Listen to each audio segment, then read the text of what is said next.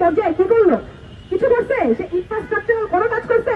সেখানে চোখ ধাঁধানো অনুষ্ঠান করে। তোরা যাস পূর্বাঞ্চলে যে আমাদের নেতাদের প্রচারণা করে, সেই নেতারা আমার বিশ্ববিদ্যালয়ের নারীদেরকে আখ্যায়িত করে। এই প্রগতিশীল মুখোশ ধরে যারা নারীদেরকে বেশ্যা বলে, নারীদেরকে ছোট করে, এদের সবার মুখোশ টেনে শেষ সময় হয়ে গেছে।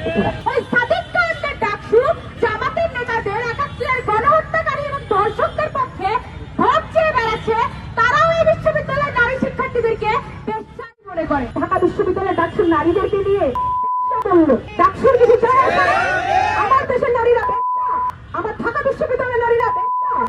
যে এই মন্তব্য করে তার জিহ্বা থেকে ছিঁড়ে ফেলা উচিত। এই মন্তব্য করে পাবলিক প্রেসে এবং আমার দেশের সরকার বসে বসে তা হজম করে। এটা কি প্রথম ঘটনা বন্ধুরা? এটা প্রথম ঘটনা না। এবং আমাদের ডাকসু, আমাদের সাংগঠনিক ডাকসু সাংগঠনিক পর্যায়ে কি করলো? কিছু করছে? সে ইনফ্রাস্ট্রাকচারাল কোনো কাজ করছে? সেখানে চোখ ধাঁধানো অনুষ্ঠান করে। সে কি করে? সে চোখ ধাঁধানো অনুষ্ঠান করে। এর যে লজ্জাজনক আর কিছু নাই। তার পাশের সিটে বসে থাকা ডাকসুর সদস্য যে নারীরা, সেই নারীটাকে যখন ব্যবসা বলে আখ্যায়িত করা হয়, তখন তার কোনো প্রতিবাদ নাই। এই লজ্জা নিয়ে সে আবার কিভাবে ডাকসু অফিসে যায়? ডাকসু নেতারা এই লজ্জা নিয়ে কিভাবে এত নির্লজ্জ কিভাবে হয়? তারা ক্যাম্পাসে কোনো সময় দেয় না। তারা কি করে? তারা তাদের বাপ জামাতদের পিছিয়ে নির্বাচনী প্রচারণা করে প্রত্যন্ত অঞ্চলে গিয়ে। এই জন্য শিক্ষার্থীরা তোদের ভোট দিচ্ছে। আমাদের ভোট এই জন্য তোদেরকে দেওয়া হয়েছে। শিক্ষার্থীরা তোদের ভোট দিচ্ছে। নিরঙ্কুশ ভোট তুই করে কি করিস? তোরা যাস প্রত্যন্ত অঞ্চলে যে আমাদের নেতাদের প্রচারণা করে, সেই নেতারা আমার বিশ্ববিদ্যালয়ের নারীদেরকে আখ্যায়িত করে। এর চেয়ে লজ্জাজনক কিছু নেই। কিসের প্রত্যাখ্যান, কিসের প্রত্যাহার? জামাতের এক নেতা ৭১-এ হেরে যাওয়া সেই শক্তি, যারা ৭১ সালে এই দেশের নারীদেরকে ধর্ষণ করেছিল, নির্যাতন করেছিল, যাদের স্তন গোপনাঙ্গ কেটে রেখেছিল, উল্লাস করেছিল, তারা এত বছর পর সেই শক্তি এই দেশের মাটিতে দাঁড়িয়ে আবার সাহস করছে বাংলাদেশের নারী শিক্ষার্থীদেরকে যারা বিশ্ববিদ্যালয়ে পড়ে তাদেরকে বেশ্যাকরণ করা।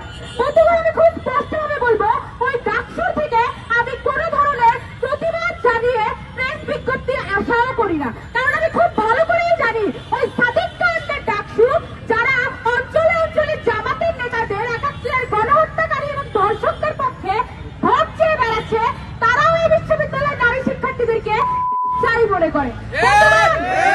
একটা দলের নেতা সে কিভাবে এত প্রকাশ্যে তার নির্বাচনে জমায়েতে এই ধরনের মন্তব্য করতে পারে? ডাকসু এই ঢাকা বিশ্ববিদ্যালয়ের প্রতিটি শিক্ষার্থীদের দ্বারা পরিচালিত একটা প্রতিষ্ঠান, এবং এই প্রতিনিধিত্বকারী প্রতিষ্ঠানকে যদি আমরা ধারাভাবে যদি বলি মাদকের আড্ডাখানা, বেশ্যাখানা, তাহলে কি আমরা এই ধরনের বাংলাদেশকে আমরা প্রত্যাশা করছি?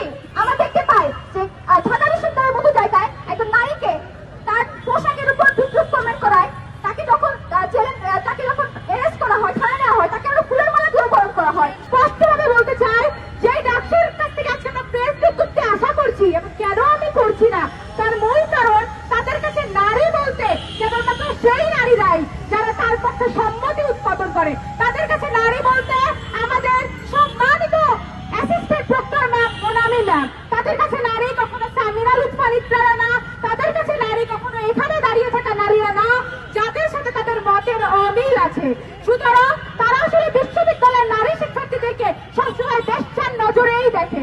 বন্ধুগণ, শুধুমাত্র ঢাকা বিশ্ববিদ্যালয় না, প্রত্যেকটা বিশ্ববিদ্যালয়, পাবলিক বিশ্ববিদ্যালয়, যেই নারীরা মুক্তির কথা বলে, যেই নারীরা অর্থনৈতিক স্বাধীনতার কথা বলে, যেই নারীরা বিশ্ববিদ্যালয়ে পড়াশোনা করে এবং পড়াশোনার জন্য সংগ্রাম করে, তাদের কাছে সাদিক কায়েমরা তারা সবসময় সাদিক কায়েমদের কাছে, ওই জামাতের কাছে এক একটা বেশ্যা।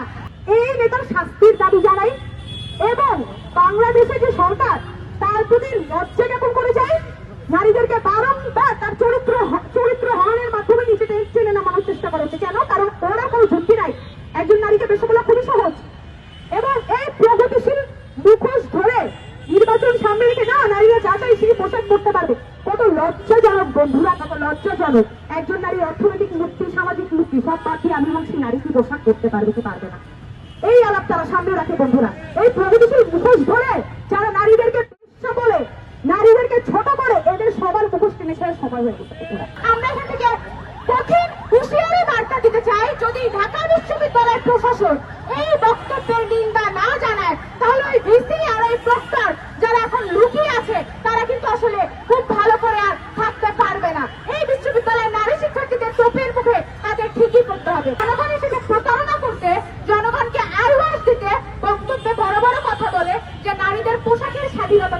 নিশ্চিত করবে।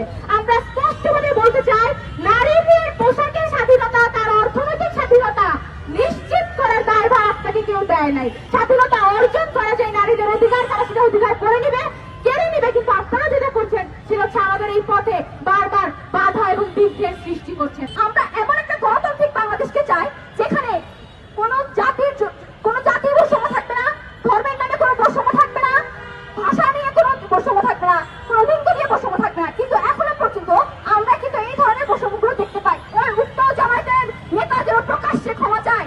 এই ধরনের বক্তব্য কোনোভাবে কাম্য নয়। আমরা সবসময় চাইবো এমন একটা বাংলাদেশ যেখানে নারীদেরকে কোনো ধরনের বৈষম্য করা হবে না, কোনো ধরনের কুরুচিপূর্ণ